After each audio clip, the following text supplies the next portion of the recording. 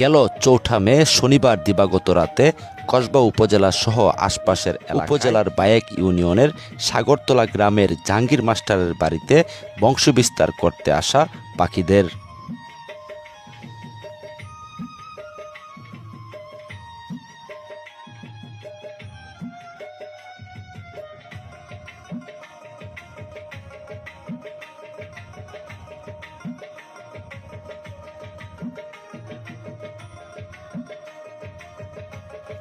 পাঁচ মে রোববার দুপুরে সরজমিনে গিয়ে দেখা যায় জাহাঙ্গীর মাস্টারের বাড়ির প্রায় ১.৫ থেকে ২০০ গজ দূরের গাছপালা কালবৈশাখী ঝড়ের তাণ্ডবে ভেঙে ধুমড়ে মুচড়ে গেছে। কিন্তু মুক্ত আকাশের নিচে পাখিদের প্রজননের স্থান, গাছ, বাসা, ডিম ও ছানারা সম্পূর্ণ সুরক্ষিত রয়েছে। প্রিয় দর্শক, গেল